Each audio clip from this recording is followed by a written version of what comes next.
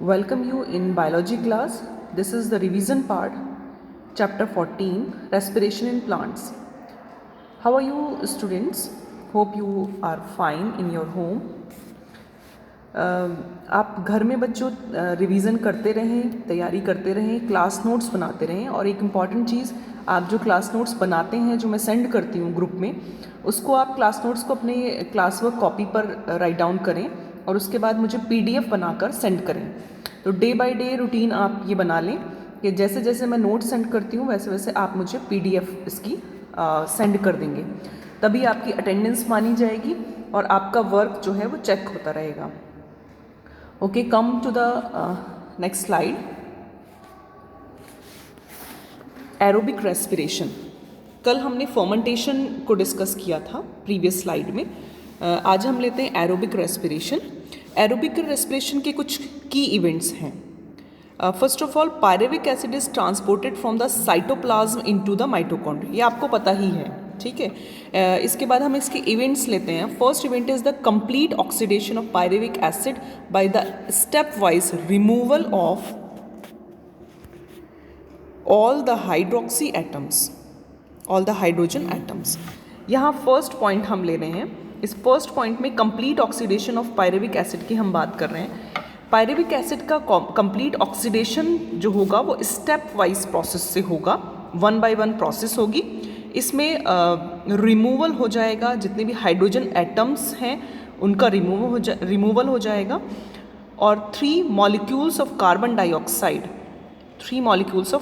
Dioxide release हो जाएंगे। Second step होगा इसमें ऑक्सीडेशन पायरुविक एसिड के। Second step will be transfer of electrons. The transfer of electrons removed as part of the hydrogen atoms to molecular oxygen along with the synthesis of ATP molecules. यानी यहाँ पर electrons का जो है वो transfer होना है और ATP मॉलिक्यूल्स का सिंथेसाइज होना है। नेक्स्ट, कौन कौन से स्टेप्स हैं जिसमें एरोबिक रेस्पिरेशन के लिए? First step will be pyruvic acid to acetyl coenzyme A। As you can see here, ये पायरुविक एसिड से एसिटाइल कोएंजाइम बनने की प्रोसेस में पहला स्टेप हम ले रहे हैं।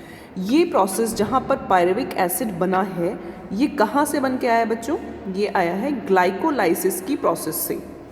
इससे पहले जो प्रीवियस स्लाइड में हमने ग्लाइकोलाइसिस की प्रोसेस समझी थी, उसमें हमने पढ़ा था कि 1 molecule of glycolysis will make the 2 molecule of pyruvic acid. तो ये पायरुविक एसिड के मॉलिक्यूल्स हमें ग्लाइकोलाइसिस की प्रोसेस के थ्रू मिले हैं। इस पायरुविक एसिड से नेक्स्ट स्टेप पे जाने के लिए, सेकेंड स्टेप जो कि सिट्रिक एसिड साइकिल है, उस स्टेप तक जाने के लिए बीच में एक जो स्टेप है ये pyruvic acid to acetyl coenzyme A। That means the first step taken place in the mitochondrial matrix while the second step takes place in inner membrane of mitochondria। तो ये जो स्टेप्स हैं, जो हमारी ग्लाइकोलाइसिस की process हुई थी वो साइटोप्लाज्म में हुई थी। अब पायरुविक एसिड से एसिटाइल कोएंजाइम बनने की प्रोसेस है। Pyruvic acid is oxidatively decarboxylated into 2 carbon acetate unit which joins coenzyme A to form acetyl coenzyme A।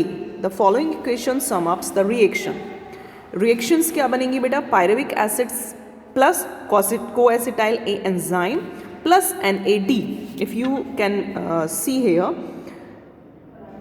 pyruvic acid plus coenzyme A plus NAD, ये तीनों चीज़ें हैं।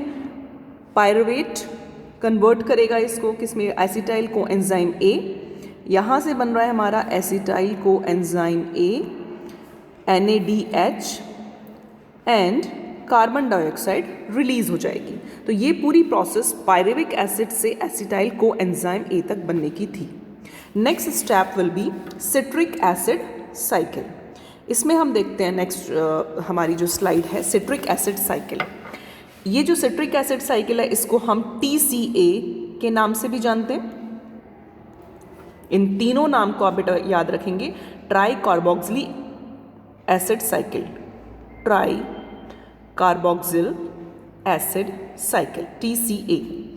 तो it is known as the tricarboxylic acid cycle since the first product citric acid Hence citric acid cycle is a tricarboxylic acid.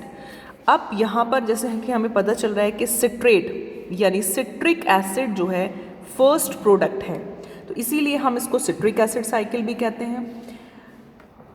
First ये जो sequence था, the sequence of reactions in the citric acid cycle was first followed by sir Hans Krebs, Hans it is also known as Krebs cycle. तो हम इसको crabs cycle के नाम से भी जानते हैं क्योंकि सर हैंस क्रैब ने इसको फर्स्ट डिस्कवर किया। दूसरा सिट्रिक एसिड साइकिल के नाम से जानते हैं क्योंकि सिट्रिक एसिड फर्स्ट प्रोडक्ट है साइकिल का।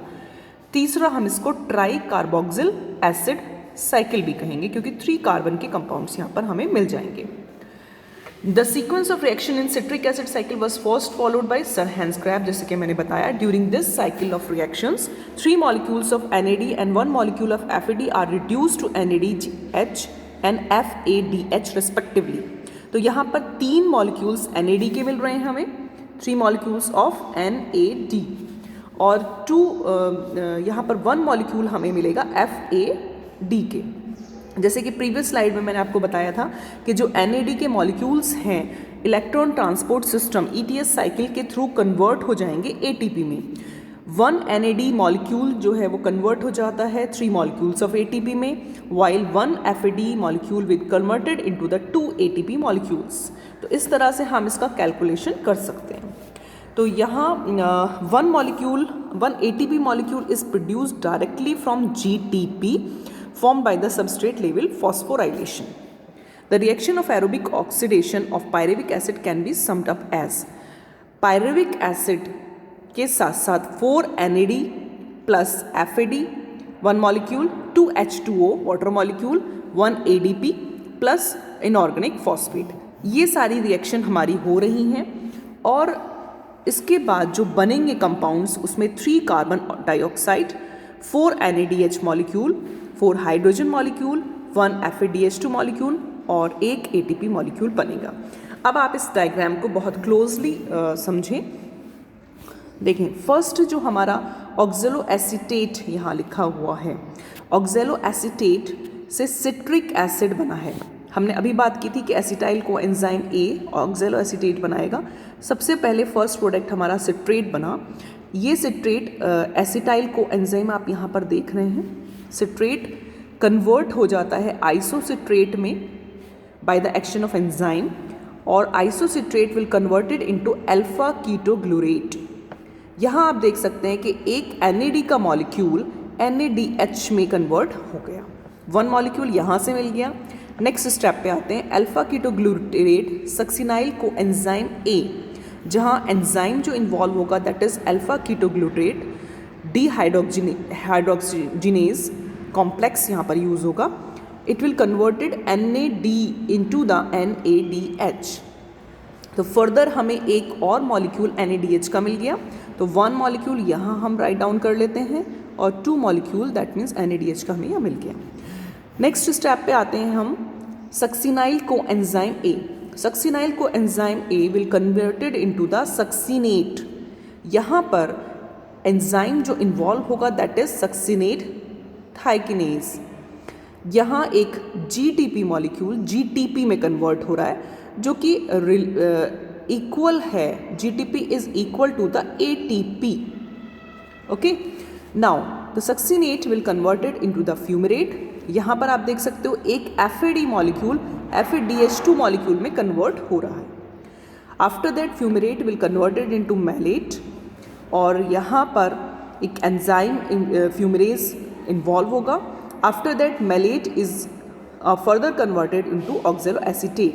दैट मीन्स साइकिल जो है ये पूरी हो रही है, इसीलिए हमने यहाँ पर साइकिल वर्ड यूज़ किया है।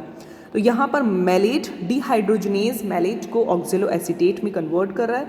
1 NAD is involved in this process and it is making the NADH। तो 1, 2 then 3 molecules of NADH हमें यहाँ से मिल गए और 1 हमें मिल जाएगा जब हमने बात की थी पायरुविक एसिड से एसिटाइल को एंजाइम A बनने में।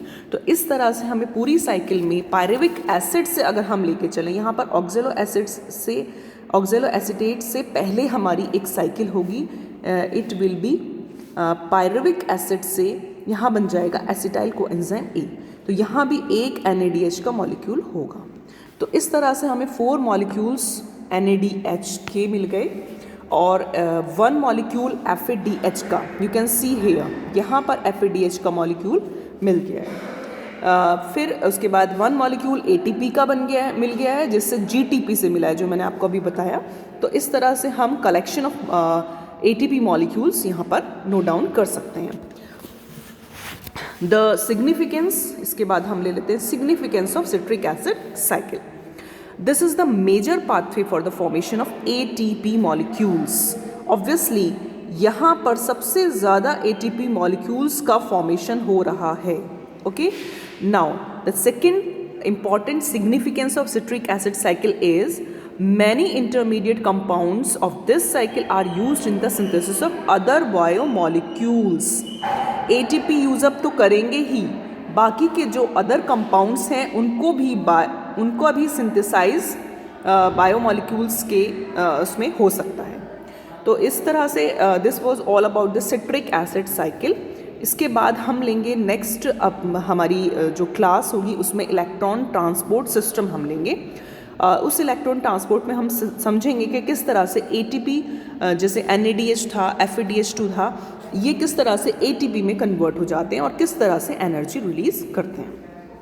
तो this was all about the your respiration in plants. Next slide में हम लेंगे।